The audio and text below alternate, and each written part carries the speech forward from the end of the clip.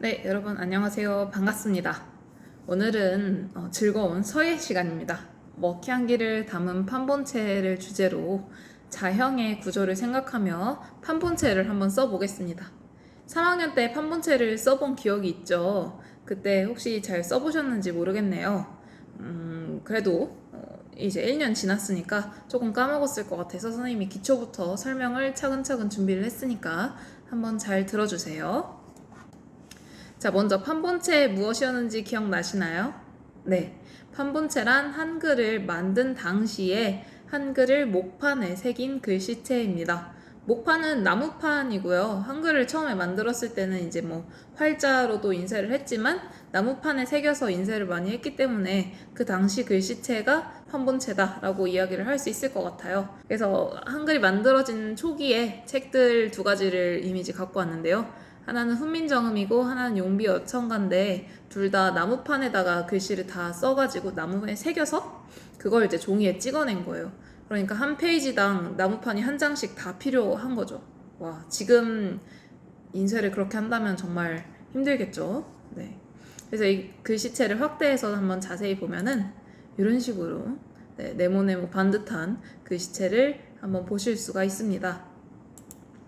선생님이 네이버 사전에서 지식백과에서 한번 찾아보니까 판본체가 한자의 전서나 예서의 획과 비슷하다라고 이야기를 하더라고요. 그래서 전서와 예서를 찾아봤는데 이런 글씨체예요. 그래서 이 글씨체의 영향을 처음에 받아서 이제 조금 더 지금처럼 뭔가 아름답고 기교를 부린 글자보다는 좀 더 반듯한 모양의 글자가 탄생된 것이 아닌가 추측됩니다.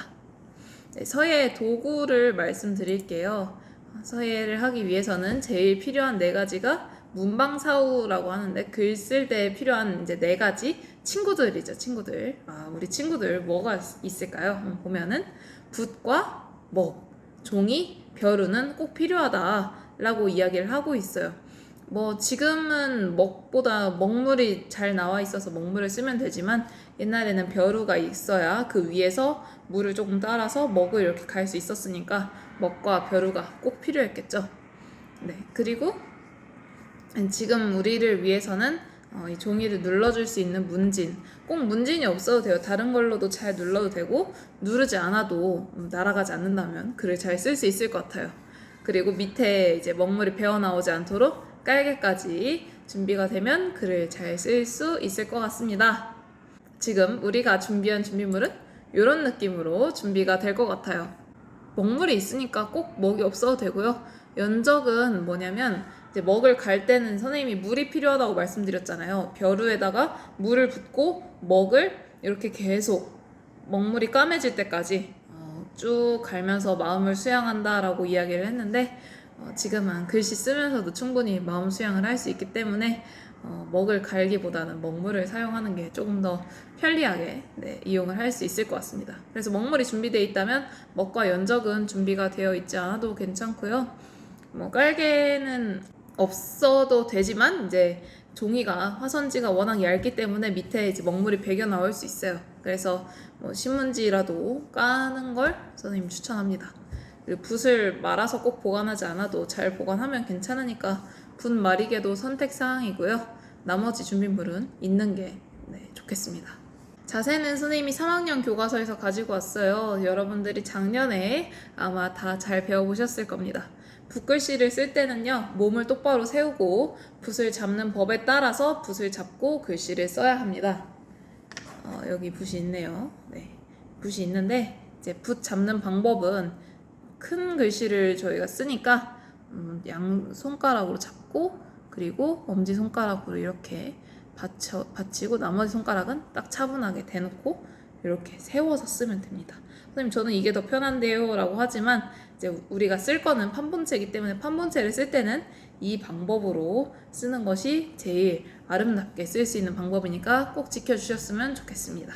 서예 자체가 그냥 글을 쓰기 위한, 우리가 지금 연필로 쓰는 것처럼 글을 쓰기 위한 행위도 있지만 이 서예를 하면서 우리가 차분하게 마음을 가다듬을 수 있기 때문에 자세를 잘 지켜서 차분하게 쓰면서 우리의 마음도 한 번씩 되돌아보는 시간을 가지면 좋을 것 같습니다.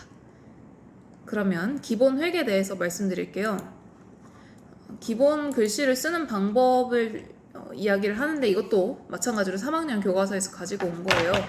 선생님이 일단 실습 영상에서도 한번 보여주겠지만 고든 획과 그리고 꺾은 획, 비스듬한 획, 구분 획을 쓰는 방법들이 있습니다. 제일 중요한 거는 시작할 때 그냥 이렇게 쭉 긋는 게 아니라 한번 보이실까요?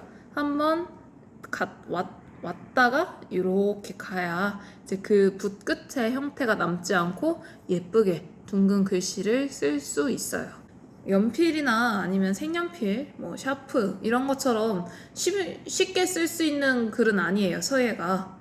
다만 쓰는 방법을 잘 익히고 차분하게 천천히 쓰다 보면은 여러분들도 충분히 잘 쓰실 수 있으리라고 생각됩니다. 그러면 우리가 4학년 수준으로는 무엇이 있을까요? 생각해보면 4학년 수준으로는 여러분들이 이제 자형이라는 거에 대해서 알게 되는 때라고 생각합니다.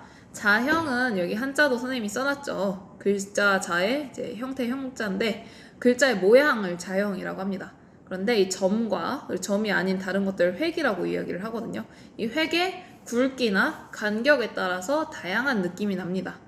그런데 판본체는 자형이 정해져 있어요. 이 정해진 자형의 규칙에 따라서 써야 글씨가 아름답다, 판본체 같다 라는 느낌이 들 수 있습니다. 여러분들이 새로운 글씨체를 만들 수도 있고 이미 여러분들이 글씨체를 가지고 있어서 종이에다가 글씨를 써도 뭐 그게 여러분들만의 자형이 되겠죠. 하지만 새로운 걸 만들기 위해서는 또 옛 것을 한번 배워보는 것도 의미가 있지 않을까 싶습니다. 그래서 이번 시간에는 여러분들이 정해진 판본체 자형에 따라서 글씨를 써보셨으면 좋겠습니다. 판본체 자형은 기본적으로 이 6가지 형태가 있습니다. 자음과 모음과 받침이 있는데요.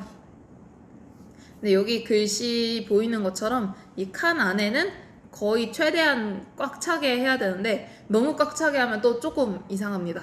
그래서 이런 칸이 있다고 생각하고 그 안에서 좀 최대한 크게 그렇게 쓰시는 게 중요하다라는 생각이 듭니다. 그래서 자형을 한번 보시고 그거에 맞게 쓰는 연습을 한 번씩 이제 해볼 거니까 그때 한번 잘 따라와 주세요. 오늘 활동은 판본체로 참된 용기를 써볼 겁니다. 참된 용기는 내용도 너무 좋지만 이게 여러 가지 자형을 한 번씩 써볼 수 있어서 더 좋은 것 같아요. 지금 참된 용기의 각각의 형태를 어떻게 써야 하는지가 나와 있죠.